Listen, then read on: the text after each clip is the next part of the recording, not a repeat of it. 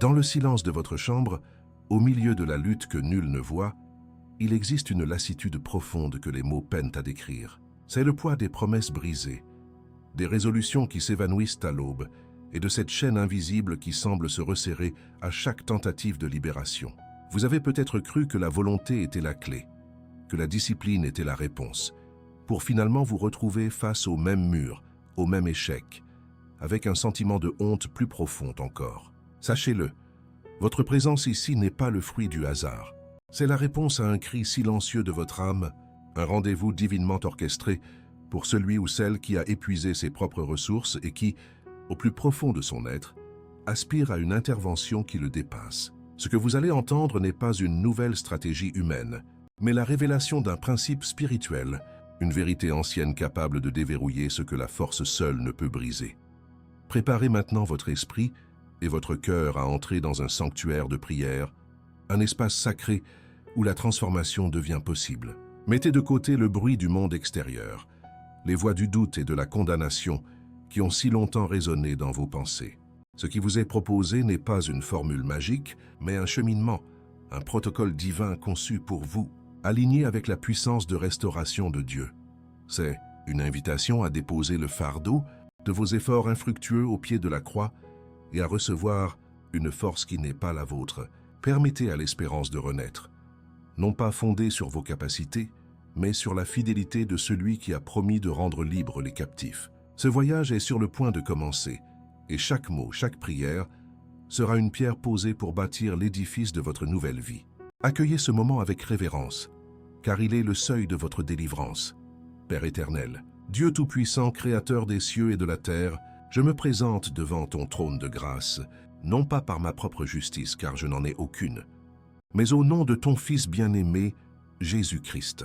Je viens à toi comme un vase brisé, un esprit abattu, un captif qui aspire à la liberté. Tu es le Dieu qui voit dans le secret, qui connaît la profondeur de ma détresse, le poids de mes chaînes et le cri silencieux de mon âme. Je reconnais ta sainteté infinie et ma condition de pécheur. Dans cet instant sacré, je choisis de détourner mon regard de ma faiblesse pour le fixer sur ta grandeur, car tu es le seul capable de faire ce que ma propre force n'a jamais pu accomplir. Je m'humilie devant ta majesté, reconnaissant que sans toi je ne suis rien, et je ne peux rien faire. Seigneur mon Dieu, je confesse devant toi, sans excuse et sans détour, l'esclavage qui me tient captif. Tu connais son nom, tu connais ses racines, tu connais chaque fois où j'ai cédé, chaque promesse que j'ai trahie, chaque résolution qui s'est effondrée dans la poussière. J'ai combattu avec ma propre volonté, j'ai lutté avec ma propre discipline, pour finalement me retrouver plus profondément enchaîné, couvert de honte et de désespoir. Je confesse les mensonges que j'ai crus, les justifications que j'ai construites pour nourrir cette idole dans le secret de mon cœur. Je dépose à tes pieds les années perdues, la communion brisée avec toi et la douleur que j'ai causée à moi-même et à ceux qui m'entourent. Pardonne-moi, ô Père, pour avoir cherché dans cette obscurité une satisfaction que toi seul peux donner. J'invoque maintenant la puissance du sang de Jésus, versé à la croix du Calvaire pour ma rédemption. Par ce sang précieux, je te demande pardon pour chaque acte, chaque pensée, chaque désir impur lié à cette addiction. Que le sang de l'agneau me lave et me purifie de toute souillure, qu'il brise toute condamnation que l'ennemi utilise pour me maintenir dans la culpabilité et la honte. Je déclare que par la croix, toute alliance, tout pacte spirituel conscient ou inconscient que j'ai pu former avec les ténèbres à travers cette pratique est maintenant annulé, brisé et rendu sans effet. La dette a été payée, le prix a été acquitté. Je me place sous l'autorité de Jésus-Christ et je déclare que sa victoire sur le péché et la mort est ma victoire aujourd'hui. Au nom puissant de Jésus-Christ, je renonce à cette addiction. Je renonce à tout plaisir éphémère qu'elle m'a procuré. Je renonce aux mensonges qu'elle m'a murmurés, me faisant croire qu'elle était une source de réconfort, d'évasion ou d'identité. Je divorce d'avec cet esprit de servitude et je lui ordonne de me quitter. Je refuse de continuer à être son esclave. Je déclare que mon corps n'est pas un instrument de péché, mais qu'il est le temple du Saint-Esprit. Je choisis aujourd'hui de me soumettre à Dieu et de résister au diable, confiant dans la promesse qu'il fuira loin de moi. Je ferme toutes les portes de mon âme, de mon esprit et de mon corps par lesquelles cet ennemi avait accès. Saint-Esprit, toi qui es le consolateur, le conseiller, la puissance de Dieu en moi. Je t'invite maintenant à venir remplir chaque espace vidé par ma confession et ma renonciation. Là où il y avait le vide, mets ta plénitude. Là où il y avait le mensonge, établis ta vérité. Là où il y avait le désir impur, sème en moi une faim et une soif de justice et de la présence de Dieu. Je te demande de produire en moi ton fruit, l'amour, la joie, la paix, la patience, la bonté, la bénignité, la fidélité, la douceur et la maîtrise de soi. Change mon cœur de pierre en un cœur de chair, un cœur qui bat au rythme du Père, un cœur qui hait le péché et qui aime la sainteté. Père céleste, je te prie de renouveler mon intelligence. Transforme mes schémas de pensée, déracine les forteresses mentales que l'ennemi a bâties au fil des années. Que ta parole, la Bible, devienne la seule autorité pour mes pensées. Aide-moi à capturer toute pensée et à la rendre captive à l'obéissance de Christ. Je te demande de guérir mes souvenirs, de nettoyer mon imagination et de me donner des pensées pures, des pensées de vie, des pensées qui viennent de toi. Que mon esprit ne soit plus un terrain de jeu pour l'ennemi, mais un jardin sacré où ta vérité fleurit et où je peux méditer sur ta bonté jour et nuit. Je place ma foi, non pas dans mes sentiments ou dans ma capacité à tenir, mais dans le principe divin de la résurrection que tu as établi. Je déclare par la foi que le cycle de 7 jours de péché et de défaite est terminé dans ma vie. Aujourd'hui, j'entre par la foi dans le 8e jour, le jour du nouveau commencement, le jour de la puissance de la résurrection de Christ. Je déclare que le vieil homme a été crucifié avec lui et que je ne suis plus esclave du péché. Je m'approprie la puissance qui a sorti Jésus du tombeau et je proclame qu'elle opère maintenant en moi pour me donner une vie nouvelle, une identité nouvelle et une liberté totale et durable en lui. Seigneur Dieu, je conclus cette prière en me consacrant entièrement à toi. Je te remets ma vie comme un sacrifice vivant, saint et agréable. Scelle cette œuvre de délivrance dans mon esprit, mon âme et mon corps. Je te demande d'établir une garde d'anges autour de moi et de me protéger de toute contre-attaque de l'ennemi. Sois mon refuge, ma forteresse, mon libérateur. Je m'engage à marcher dans cette liberté chaque jour, non par ma force, mais par ma dépendance totale à toi. L'œuvre est la tienne, la puissance est la tienne, et la gloire te reviendra pour l'éternité. J'ai prié avec foi, au nom glorieux et tout-puissant de Jésus-Christ. Amen. Pour comprendre la puissance extraordinaire qui est sur le point d'être libérée dans votre vie, il est essentiel de ne pas considérer ce parcours comme une simple série de prières, mais comme l'alignement de votre foi avec un principe divin profondément ancré dans les Écritures. La Bible n'est pas un livre de formules magiques, mais elle révèle des schémas, des cycles et des rythmes établis par Dieu lui-même pour manifester sa puissance et sa rédemption. Les chiffres dans la parole de Dieu ne sont pas des talismans, mais des symboles porteurs de vérités spirituelles profondes.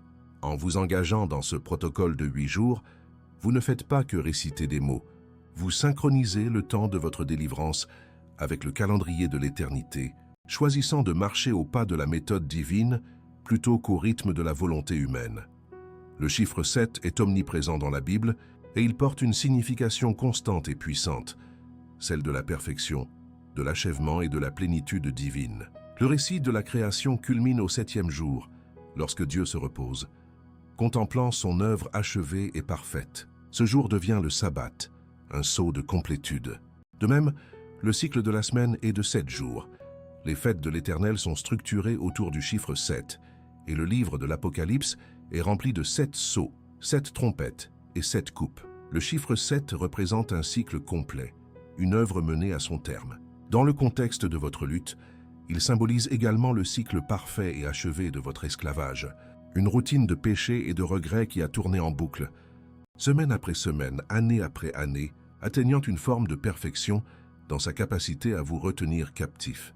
Cependant, la perfection du 7e jour contient en elle-même une limite. Un cycle achevé est aussi un cycle fermé. Si le salut de l'homme dépendait uniquement de l'achèvement de la loi ou de la perfection d'un cycle naturel, il n'y aurait pas d'espérance au-delà de la répétition. Le cycle de l'addiction est un cycle de 7 jours. La tentation, la chute, le plaisir éphémère, la honte, le regret, la résolution de changer et le retour inévitable à la tentation. C'est un sabbat de défaite, un repos dans la résignation. La force humaine s'épuise à l'intérieur de ce cycle, car elle tente de briser le cercle de l'intérieur sans réaliser qu'une intervention extérieure, Une puissance qui transcende le cycle lui-même est nécessaire pour inaugurer une réalité nouvelle. La fin du 7e jour marque la fin de ce que l'homme peut accomplir. C'est ici qu'intervient la révélation glorieuse du 8e jour. Dans la pensée biblique, le chiffre 8 est le symbole du nouveau commencement, de la résurrection et de la nouvelle création. Il n'est pas simplement la suite du 7. Il est le premier jour d'une nouvelle semaine, le début d'un cycle entièrement nouveau. Il représente une rupture avec l'ancien ordre et l'inauguration d'une dimension supérieure. Alors que le 7 clôture une période, le 8 l'ouvre. Il parle d'une puissance qui ne se contente pas de réparer l'ancien, mais qui crée quelque chose de radicalement nouveau. C'est le chiffre qui porte en lui l'espérance de la transformation. La promesse que le cycle de la défaite n'est pas une fatalité et qu'un commencement radicalement différent était possible. Le fondement ultime de la puissance du 8e jour est enraciné dans l'événement le plus important de l'histoire humaine, la résurrection de Jésus-Christ. Notre Seigneur a été crucifié et mis au tombeau avant le sabbat, le 7e jour de la semaine. Il est resté dans la mort pendant ce jour de repos, symbolisant l'achèvement de l'œuvre de la loi et la fin de l'ancienne alliance. Mais le premier jour de la semaine, qui est chronologiquement le 8e jour, la pierre a été roulée et il est sorti du tombeau, vivant et victorieux. La résurrection n'a pas eu lieu le 7e jour, mais le 8e. C'est la signature de Dieu, déclarant que la puissance qui donne la vie transcende tous les cycles de péché et de mort. La puissance du 8e jour est la puissance même de la résurrection. Ce principe du nouveau commencement au 8e jour est tissé à travers toute l'Écriture, montrant qu'il s'agit d'un modèle divin cohérent. Dans l'Ancien Testament, l'alliance de la circoncision, signe d'appartenance au peuple de Dieu, devait être accomplie sur le nourrisson mâle le 8e jour de sa vie. Ce n'était pas un hasard. Cela signifiait que l'entrée dans l'alliance de Dieu n'était pas le résultat d'un cycle naturel, mais l'inauguration d'une nouvelle identité spirituelle. De même, lors du déluge, ce sont 8 âmes, Noé et sa famille, qui ont été sauvées dans l'arche pour commencer une nouvelle humanité sur une terre purifiée. Le 8e jour est constamment associé à une purification et à un nouveau départ scellé par l'alliance avec Dieu. En vous engageant dans ce parcours de prière, vous appliquez consciemment ce principe théologique à votre situation. Les 7 premiers jours ne sont pas une tentative de vous libérer par vos propres forces. Ils représentent un acte prophétique où vous amenez le cycle de votre addiction à sa fin, à sa mort et à sa mise au tombeau. Chaque jour de prière, de confession et de renonciation est un clou planté dans les mains du vieil homme. Le 7e jour, vous entrez dans un repos, non pas le repos de la victoire, mais le repos de la fin de la lutte, en déposant votre fardeau et en déclarant que le cycle de l'esclavage est achevé, crucifié avec Christ. Vous préparez le terrain, vous alignez votre esprit sur le moment où la puissance de Dieu est sur le point d'intervenir. La puissance explosive de ce protocole réside donc dans le 8e jour. Ce jour-là, votre foi ne se porte plus sur la fin de l'ancien, mais sur l'irruption du nouveau. Vous ne demandez plus à Dieu de vous aider à combattre, mais vous vous appropriez par la foi la puissance de résurrection qui a vaincu le péché et la mort une fois pour toutes. Le 8e jour est la déclaration que le cycle est brisé non par votre volonté, mais par l'intervention souveraine de Dieu. C'est le jour où la nouvelle création prend place en vous, où le désir qui vous asservissait est remplacé par une nature nouvelle, et où la liberté n'est plus un objectif à atteindre, mais une réalité à vivre. Vous activez la promesse la plus puissante qui soit. Ce que la mort n'a pu retenir, votre addiction ne le pourra pas non plus.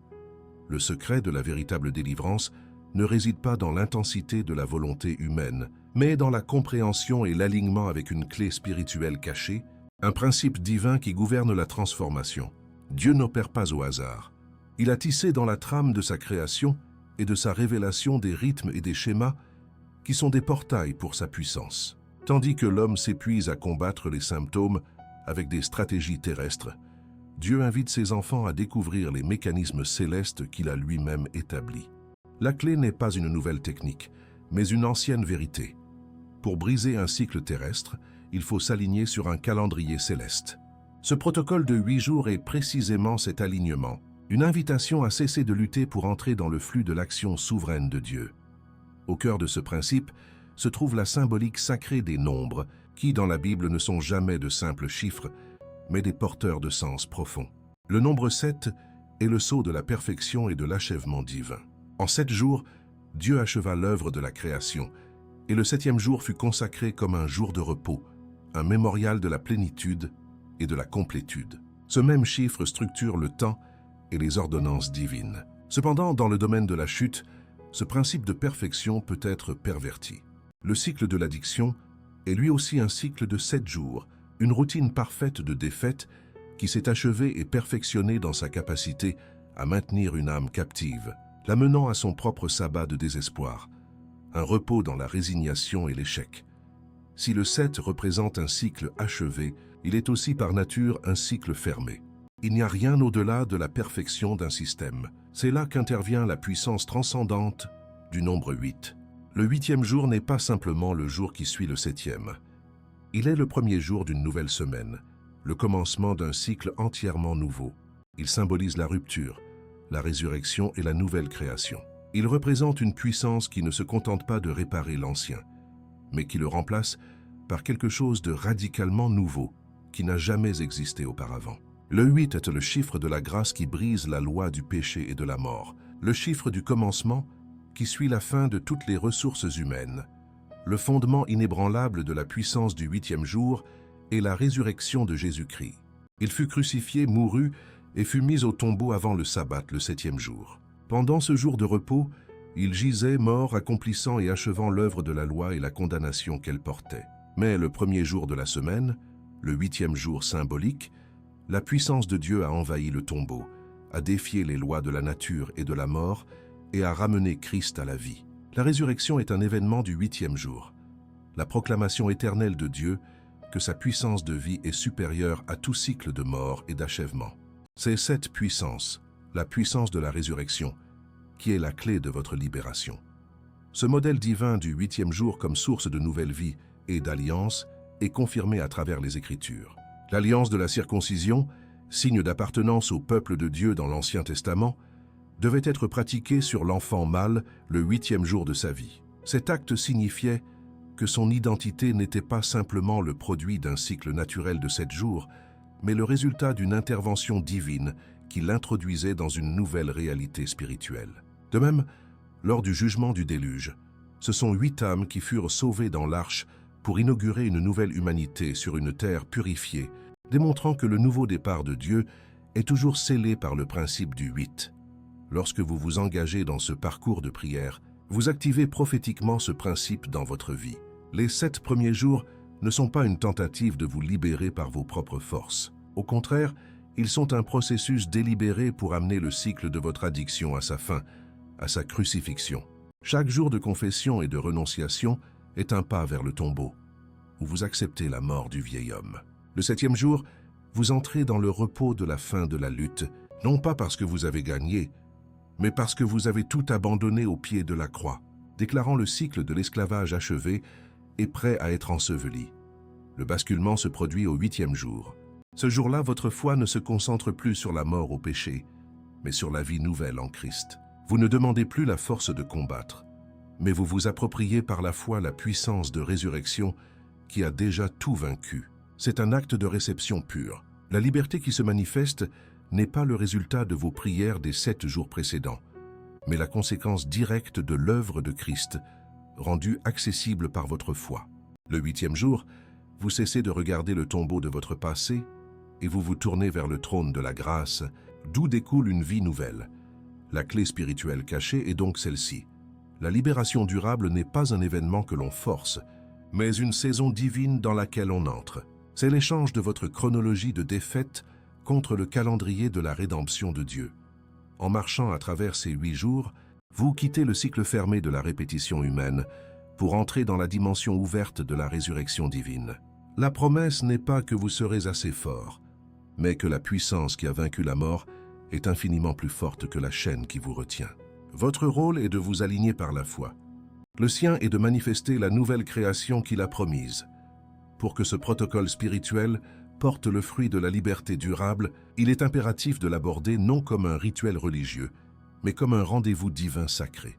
La manière dont vous entrez dans ce temps de prière est aussi importante que les mots que vous prononcez. Il ne s'agit pas d'accomplir une tâche, mais de collaborer avec le Saint-Esprit dans une œuvre de transformation profonde. Préparez-vous chaque jour en créant un espace consacré, un lieu où vous ne serez pas dérangé, où le bruit du monde s'estompe, pour laisser place à la voix de Dieu. Cet acte d'isolement intentionnel est le premier pas pour honorer la sainteté du moment et signifier à votre âme, ainsi qu'au monde spirituel, que vous êtes sérieux dans votre quête de délivrance. Le moment choisi pour cette prière quotidienne a une profonde signification spirituelle. Il est fortement recommandé de consacrer les premières heures de votre journée à ce rendez-vous, idéalement avant que les exigences et les distractions du monde ne commencent à solliciter votre attention. En offrant à Dieu les prémices de votre temps et de votre énergie, vous établissez un principe d'honneur qui sanctifie le reste de votre journée. C'est un acte prophétique qui déclare que Dieu est votre priorité absolue. La régularité est cruciale. En priant chaque jour à la même heure, vous créez un rythme spirituel, une discipline qui entraîne votre esprit et votre corps à s'aligner sur la volonté de Dieu, transformant une simple prière en une habitude sacrée qui ancre votre journée dans sa présence. L'engagement s'étend sur une période ininterrompue de 8 jours. Cette durée n'est pas arbitraire. Elle est le cadre temporel divin nécessaire pour marcher prophétiquement de la crucifixion de l'ancienne nature à la résurrection d'une vie nouvelle. Considérez ces 8 jours non comme une épreuve d'endurance, mais comme un investissement dans votre éternité. Chaque jour est une étape cruciale du processus. Si, par faiblesse, vous manquez un jour, ne laissez pas la condamnation vous faire abandonner. Repentez-vous humblement, demandez la grâce de Dieu et recommencez le parcours depuis le premier jour. Ce n'est pas une punition, mais une reconnaissance que le processus doit être complet et ininterrompu pour que le cycle soit véritablement brisé et qu'un nouveau commencement soit solidement établi. Votre posture physique, durant la prière, est l'expression extérieure de la disposition de votre cœur. Il est conseillé d'adopter une posture d'humilité et de soumission, comme celle de se mettre à genoux. Cet acte n'est pas une exigence légaliste, mais un puissant signal envoyé à votre propre âme et aux royaumes invisibles. En vous agenouillant, vous déclarez physiquement votre dépendance totale envers Dieu et votre reddition à son autorité souveraine. Vous reconnaissez que vous ne venez pas en position de force, mais comme un enfant qui a besoin de son père, un captif qui attend son libérateur. Laissez votre corps participer à votre prière, car la délivrance que vous recherchez est pour l'homme tout entier. Esprit, âme et corps. Avant de prononcer un seul mot, commencez chaque session par un moment de silence. Calmez le tumulte de vos pensées et de vos émotions. Prenez conscience de la présence sainte de Dieu qui remplit le lieu où vous vous trouvez. Respirez profondément et invitez le Saint-Esprit à sonder votre cœur. Cette préparation silencieuse est essentielle pour passer d'une récitation mécanique à une communion authentique. C'est dans ce silence que Dieu expose les mensonges que vous devez abandonner et qu'il prépare le terrain de votre cœur à recevoir la semence de sa vérité.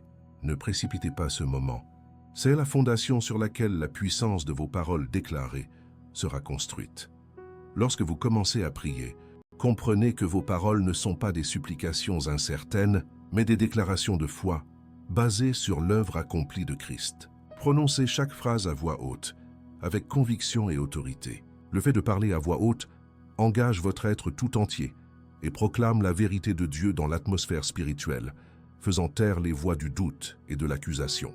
Vous ne priez pas pour obtenir la victoire, vous priez depuis la position de la victoire qui vous a déjà été acquise à la croix. Chaque mot de confession, de renonciation et de déclaration doit être imprégné de la foi que ce que Dieu a promis, il est aussi puissant pour l'accomplir. Durant les 3 premiers jours, la phase de détoxification de l'âme, vos prières seront ciblées sur la confession, la repentance et la renonciation radicale. Soyez spécifique et sans concession. Ne vous contentez pas de confesser votre lutte, mais nommez le péché par son nom. Confessez non seulement les actes, mais aussi les pensées, les désirs et les justifications qui l'ont nourri. Renoncez à haute voix à tout plaisir, à tout réconfort et à toute fausse identité que vous avez tirée de cette servitude. C'est un temps de chirurgie spirituelle où vous autorisez la lumière de Dieu à pénétrer dans les recoins les plus sombres de votre cœur pour y déraciner toute infection. À partir du 4e jour et jusqu'au 7e, la prière entre dans une phase de reconstruction du temple. L'objectif passe de la démolition de l'ancien à l'édification du nouveau. Vos déclarations se concentreront sur le remplissage du vide laissé par le péché. Proclamez les vérités de la parole de Dieu concernant votre nouvelle identité en Christ. Vous êtes pur, saint, juste, une nouvelle création. Demandez activement au Saint-Esprit de remplir chaque espace de votre âme avec son fruit. C'est le moment de saturer votre esprit avec les Écritures, de remplacer les anciens schémas de pensée par la pensée de Christ et de construire des murailles spirituelles de protection autour de votre cœur et de votre intelligence. Le 8e jour est l'apogée, le jour de la résurrection de la liberté. Votre prière ce jour-là ne sera pas une demande, mais une proclamation prophétique de la victoire. Vous ne demanderez plus la liberté, vous la saisirez par la foi comme une réalité présente et irrévocable. Déclarez que le cycle de 7 jours de la défaite est terminé et que vous entrez de plein pied dans le nouveau commencement du 8e jour. Appropriez-vous la puissance de la résurrection qui a vaincu la mort et déclarez qu'elle opère maintenant en vous pour anéantir toute emprise de l'addiction. C'est un acte de foi qui scelle l'œuvre de Dieu et active la manifestation de votre nouvelle nature. Enfin, chaque session de prière durant ces 8 jours doit impérativement se conclure par un temps de gratitude et de louange. Après avoir présenté vos confessions, vos renonciations et vos déclarations, changez de posture spirituelle et commencez à remercier Dieu. Remerciez-le non pas pour ce que vous ressentez, mais pour ce qu'il a promis et pour l'œuvre qu'il est en train d'accomplir. La gratitude est l'expression la plus élevée de la foi. Elle déclare que vous croyez avoir reçu ce que vous avez demandé. Elle scelle votre prière dans une atmosphère de confiance et de célébration, déplaçant votre attention du combat vers le triomphateur et fortifiant votre âme dans l'assurance que la victoire est certaine.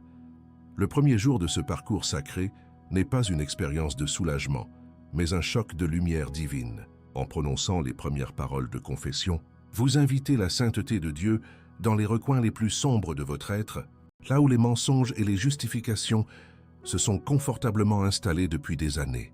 La lumière n'apaise pas, elle expose. Chaque mot de vérité agit comme un scalpel, révélant la profondeur de la corruption, la laideur du péché caché. C'est un moment de confrontation brutale mais nécessaire, où le voile de l'auto-illusion est déchiré. La réaction de l'ennemi est immédiate. Il ne cède pas son territoire sans combat.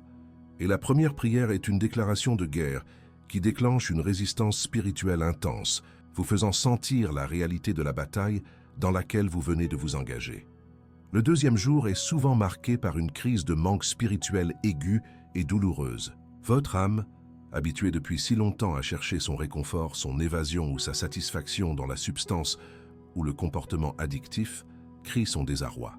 C'est le sevrage de l'esprit, où la chair privée de sa dose manifeste sa rébellion par une augmentation de l'anxiété, de l'irritabilité et une intensification des tentations. Les pensées obsessionnelles peuvent sembler plus fortes que jamais, l'ennemi lançant ses assauts les plus féroces pour vous convaincre que la liberté est impossible et que vous feriez mieux d'abandonner. La prière de ce jour devient un acte de pure endurance, un refus obstiné de céder, s'accrochant à la croix, tandis que le vieil homme est cloué dessus, se débattant dans ses derniers soubresauts. Au 3e jour survient le brisement du cœur, un moment de grâce où la lutte acharnée cède la place à une profonde tristesse selon Dieu. Après avoir affronté la vérité de votre péché et résisté à la fureur de la tentation, la carapace de l'orgueil et de l'endurcissement se fissure. Les larmes qui coulent ne sont plus celles de l'apitoiement sur soi ou de la frustration, mais celles d'un repentir authentique. Vous ne pleurez plus seulement sur les conséquences de vos actes, mais sur l'offense faite à un Père aimant. C'est dans ce creuset de contrition que Dieu opère une chirurgie profonde, extrayant les racines amères de la rébellion. C'est le moment où, comme Matthieu, on peut sentir le poids écrasant des années de péché être enfin soulevé, non par un effort, mais par une reddition totale à la miséricorde divine.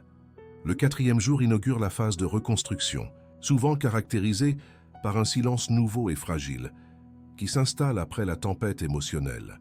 La violence des désirs commence à s'apaiser, laissant place à un calme intérieur que vous n'aviez peut-être pas connu depuis des années.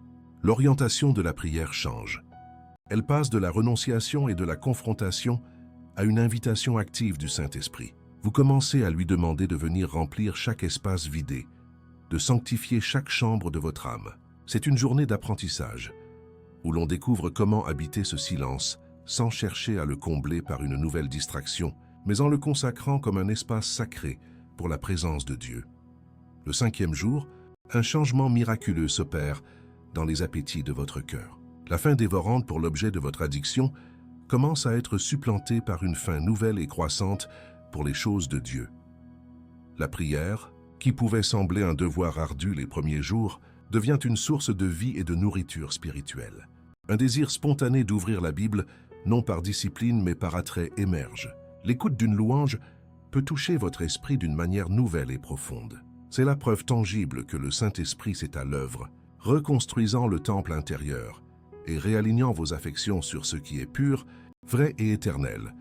Le 6e jour est consacré au renforcement des murailles spirituelles. La prière devient plus stratégique et proactive. Vous ne vous contentez plus de résister aux attaques. Vous commencez à construire des forteresses de vérité dans votre esprit.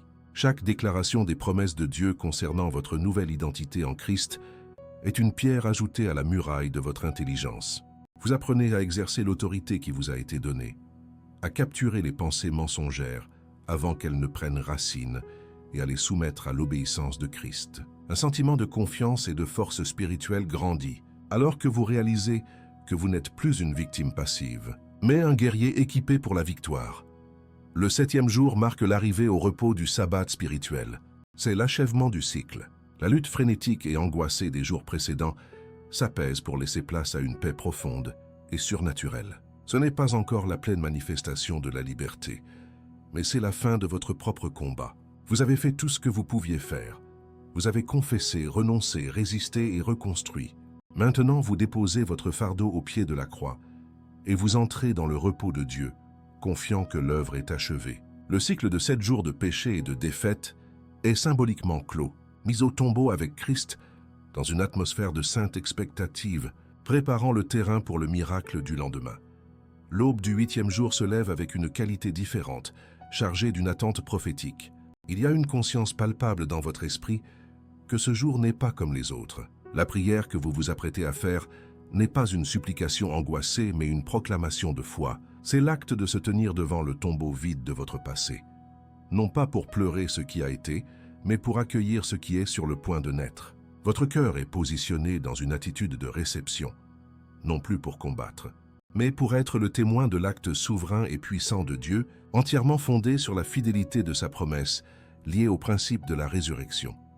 Lorsque les paroles de la prière du 8e jour sont prononcées à haute voix, avec foi, une transaction divine a lieu dans le royaume invisible. C'est le moment précis où la puissance de la résurrection, la même puissance qui a vaincu la mort et tiré Jésus du tombeau, est activée et appliquée à votre situation.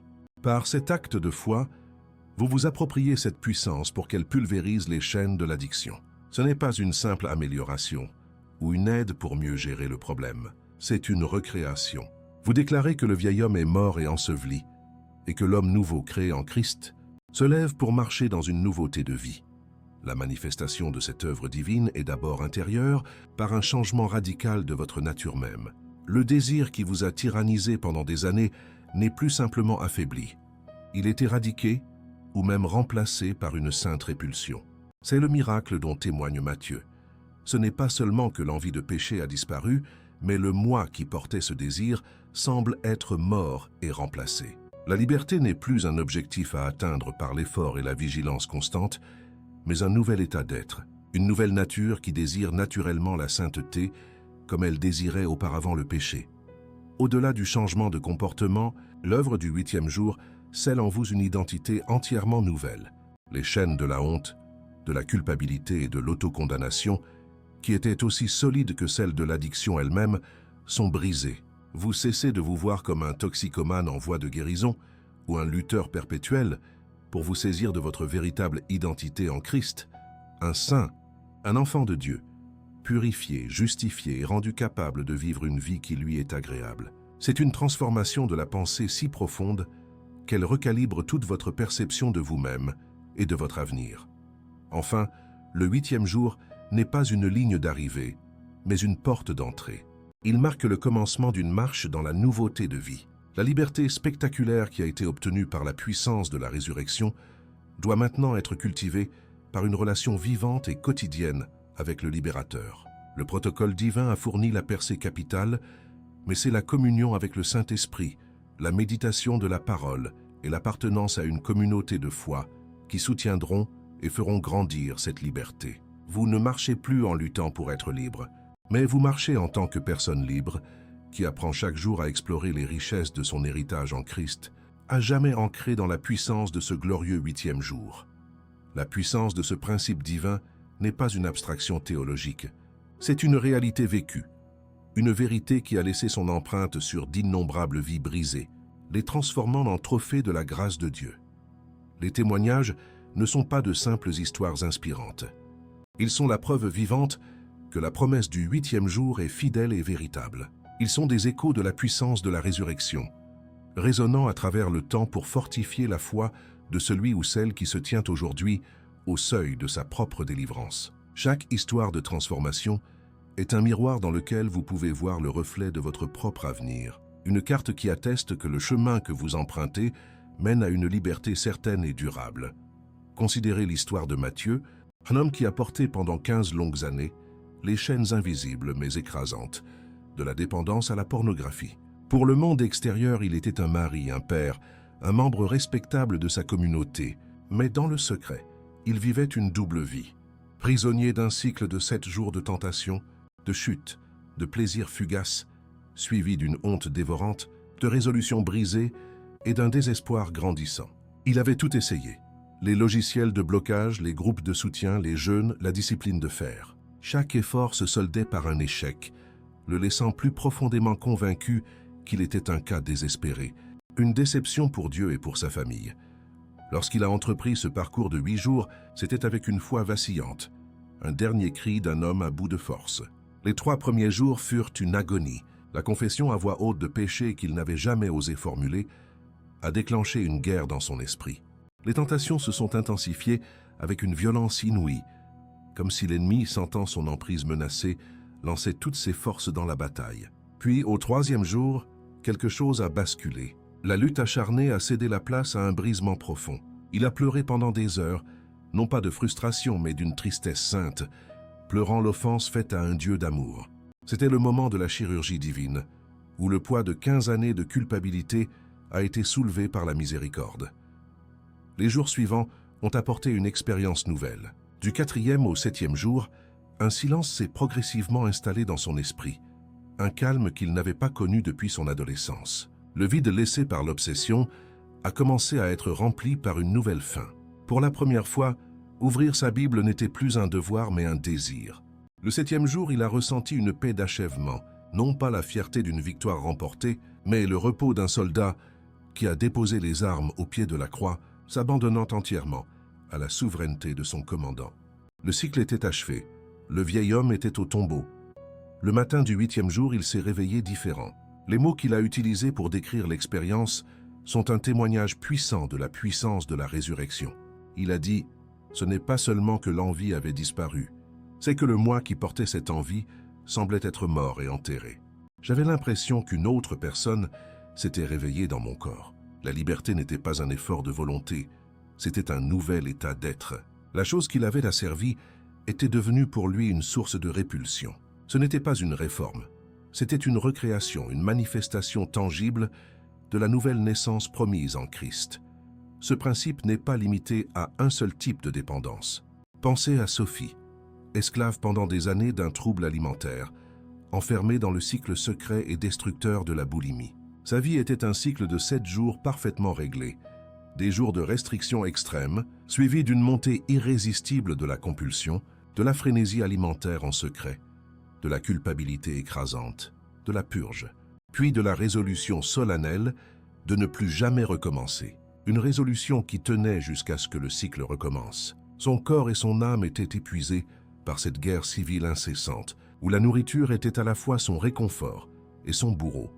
En s'engageant dans le protocole de 8 jours, Sophie a commencé par amener ce cycle secret dans la lumière de Dieu.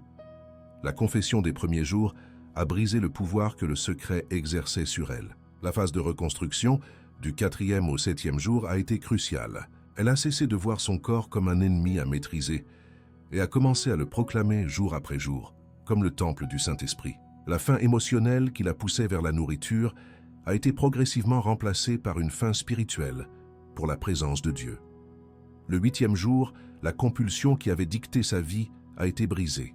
Pour la première fois, Elle a pu voir la nourriture non comme une menace ou une idole, mais comme un don de Dieu, libéré pour se nourrir avec gratitude et non avec angoisse. Ce modèle de délivrance et de nouveau commencement au 8e jour n'est pas une invention moderne. Il est profondément enraciné dans les Écritures. Considérez la loi de la purification du lépreux dans le livre du Lévitique. La lèpre dans la Bible est une image puissante du péché, une maladie qui défigure, isole et mène à la mort. Le processus de purification durait 7 jours, une période de séparation et de rituel de nettoyage. Mais c'est le 8e jour que le miracle de la restauration s'accomplissait pleinement. Ce jour-là, le lépreux guéri offrait des sacrifices spécifiques, et le prêtre l'oignait d'huile, le déclarant pur et le réintégrant pleinement dans la communauté de l'Alliance. L'importance du 8e jour dans ce rituel est capitale. Les 7 premiers jours traitèrent de la séparation d'avec l'impureté, de la fin de l'ancienne condition. Mais le 8e jour était le jour du nouveau commencement. C'était la proclamation publique d'une nouvelle identité, le passage de l'isolement à la communion, de la souillure à la sainteté, de la mort à la vie. Dieu a lui-même établi ce calendrier divin pour montrer que la véritable restauration n'est pas seulement la fin de quelque chose de mauvais, mais l'inauguration de quelque chose de radicalement nouveau, scellé par un sacrifice et une onction. Un autre exemple puissant se trouve dans la consécration d'Aaron et de ses fils à la prêtrise. Ils devaient rester à l'entrée du tabernacle pendant 7 jours, une période de mise à part de mort à leur ancienne vie. C'était leur semaine de préparation, d'achèvement de leur consécration. Mais c'est au 8e jour que leur ministère a été publiquement inauguré. Ce jour-là, ils sont sortis, ont offert les sacrifices, et la gloire de l'Éternel est apparue à tout le peuple. Le feu est sorti de devant l'Éternel et a consumé l'Holocauste, une manifestation spectaculaire de l'approbation et de la puissance de Dieu. L'analyse de ce récit révèle le même principe divin. Les 7 jours ont achevé un cycle, celui de leur ancienne identité de simples Lévites. Le 8e jour a commencé un cycle entièrement nouveau, leur nouvelle identité et fonction en tant que médiateur de l'Alliance. C'est au 8e jour que la puissance a été libérée et que leur nouvelle vie de service a véritablement commencé. De la même manière, ce parcours de prière vous conduit à travers 7 jours de mise à part et de mort au péché, pour vous positionner pour le 8e jour, le jour où la puissance de la résurrection de Christ vous inaugure dans une nouvelle vie de liberté et de service à Dieu. Ces histoires, qu'elles soient contemporaines, comme celles de Matthieu et Sophie, ou anciennes comme celles du lépreux et des prêtres, ne sont pas des récits isolés. Ce sont des balises lumineuses plantées par Dieu le long de l'histoire pour révéler son mode opératoire. Elles convergent toutes vers une seule et même vérité. Dieu est un Dieu de nouveaux commencements et il a choisi le principe du 8e jour comme le symbole et le canal de sa puissance de résurrection. Votre foi ne repose donc pas sur une formule, mais sur le caractère immuable d'un Dieu qui a prouvé, encore et encore, qu'il est capable de briser n'importe quel cycle de mort et d'inaugurer une vie nouvelle et abondante. Lorsque le cycle des 7 jours s'achève et que le 8e jour se lève, ce qui se produit n'est pas simplement une amélioration ou un soulagement, c'est une transaction divine, un acte souverain par lequel Dieu appose son sceau sur l'œuvre de foi accomplie. Les 7 jours de confession, de renonciation et de reconstruction ont préparé l'autel, mais c'est au 8e jour que le feu du ciel descend pour consumer le sacrifice et valider l'alliance. La liberté n'est plus une espérance fragile, mais une réalité scellée dans le royaume de l'Esprit, une vérité gravée par le doigt de Dieu sur les tables d'un cœur nouveau. C'est la proclamation céleste que l'ancien est véritablement passé et que toutes choses sont devenues nouvelles, non par la volonté de l'homme, mais par le décret de Dieu. Au moment précis où la prière du 8e jour est prononcée avec foi, une puissance explosive est libérée. C'est la puissance de la résurrection, la même force dynamique qui a roulé la pierre du tombeau de Jésus et l'a arrachée à l'emprise de la mort. Cette puissance ne négocie pas avec la dépendance, elle ne la met pas en sommeil, elle la pulvérise. Elle envahit les citadelles de l'âme où l'ennemi avait établi ses quartiers, anéantissant les forteresses mentales, cautérisant les blessures de l'âme et déracinant les désirs impurs. Ce n'est pas un combat, c'est une invasion de lumière qui ne laisse aucune place à l'ombre, une vague de vie qui submerge et anéantit tout ce qui appartient à la mort. La conséquence immédiate de cette intervention divine est la solidification d'une identité entièrement nouvelle. La conscience de soi n'est plus définie par la lutte passée, ni même par la victoire présente. Elle est refondée sur la vérité immuable de ce que Dieu déclare. La personne libérée ne se perçoit plus comme un ancien captif, mais comme un enfant bien-aimé du roi, un saint, un juste, revêtu de la nature même de Christ. Le Saint-Esprit témoigne à son esprit de cette nouvelle filiation, faisant taire pour toujours la voix de l'accusateur et la condamnation de la honte. La liberté n'est plus quelque chose qu'il possède, mais ce qu'il est devenu. Avec cette nouvelle identité vient l'établissement d'une protection divine impénétrable. Le terrain spirituel qui avait été cédé à l'ennemi par le péché est maintenant reconquis et fortifié par le sang de l'agneau. Dieu érige une forteresse inébranlable autour de l'esprit, de l'âme et du corps, postant des légions d'anges pour monter la garde. Les anciennes portes d'entrée que l'ennemi utilisait sont définitivement scellées. Toute tentative de l'adversaire de revenir pour réclamer son ancienne demeure se heurte désormais non plus à la volonté faillible d'un homme, mais à la puissance et à l'autorité du Dieu Tout-Puissant qui a fait de cette vie son temple. Une paix qui surpasse toute intelligence inonde alors l'âme, une paix qui n'est pas l'absence de problème, mais la présence tangible du Prince de la paix. Le tumulte intérieur, le bruit incessant du désir, de la culpabilité et de l'anxiété cesse complètement. Il est remplacé par un silence sacré, un calme profond qui témoigne que la guerre est terminée. L'âme, qui était autrefois un champ de bataille dévasté, devient un jardin irrigué, un sanctuaire de repos où la communion avec le Père peut s'épanouir sans entrave. C'est la restauration du shalom de Dieu, la plénitude et l'harmonie divine rétablies au cœur de l'être. Sur ce terrain pacifié, une abondance spirituelle commence à jaillir. Le vide laissé par l'addiction n'est pas laissé à l'abandon. Il est activement rempli de la plénitude de Dieu. Là où régnait l'obsession, l'amour pour Dieu et pour les autres se met à fleurir. Là où il y avait le désespoir, une joie surnaturelle devient une source de force. Les fruits de l'esprit ne sont plus des concepts théologiques, mais des réalités quotidiennes et grandissantes. La vie qui était autrefois drainée par la servitude devient un canal par lequel la vie abondante de Christ peut couler pour rafraîchir et bénir les autres. Un acte de justice divine est également exécuté et manifesté. Le verdict céleste est prononcé. L'accusateur est condamné et l'ancien geôlier est dépouillé de tout droit légal. Par la puissance de la croix et de la résurrection, Dieu rend à l'ennemi au centuple pour les années volées, la santé détruite et la destinée sabotée. Il y a une restitution divine où Dieu ne se contente pas de libérer, mais il restaure la dignité, l'honneur et l'héritage spirituel qui avaient été pillés. La justice de Dieu transforme la plus grande défaite en le plus grand témoignage de sa puissance rédemptrice. Cette transformation intérieure se propage inévitablement vers l'extérieur, apportant la guérison aux relations brisées. La confiance qui a été trahie peut commencer à être restaurée, non pas sur la base de promesses humaines, mais sur la preuve d'un changement authentique et durable opéré par Dieu. Le pardon peut être offert et reçu avec une sincérité nouvelle. La personne libérée, maintenant remplie de l'amour et de la grâce de Dieu, devient un agent de réconciliation dans sa propre famille et sa communauté, son histoire devenant un pont vers la restauration pour ceux qu'elle avait blessés.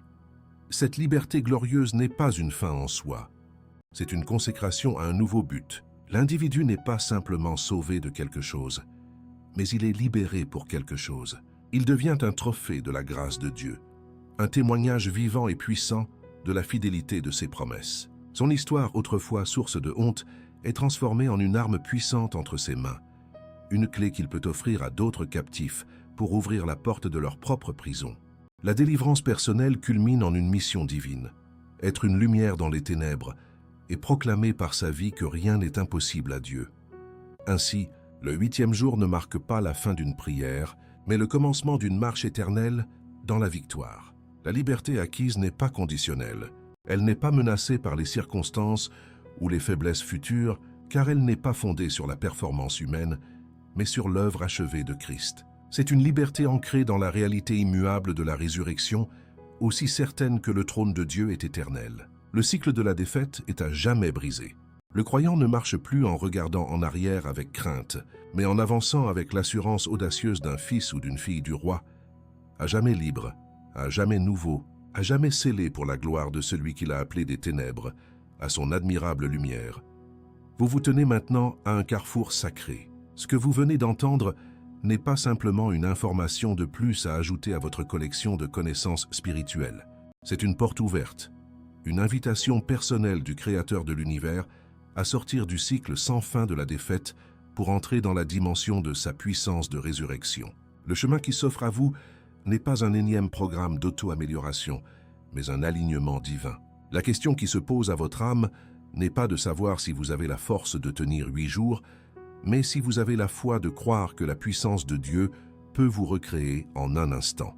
Votre passé d'échec ne vous disqualifie pas.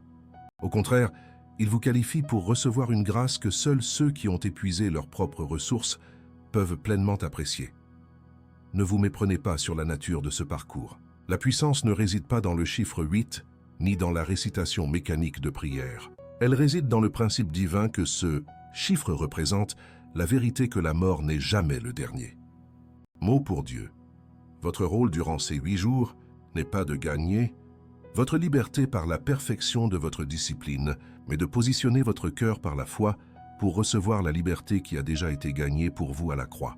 C'est l'échange de votre chronologie de défaite contre le calendrier de la rédemption de Dieu.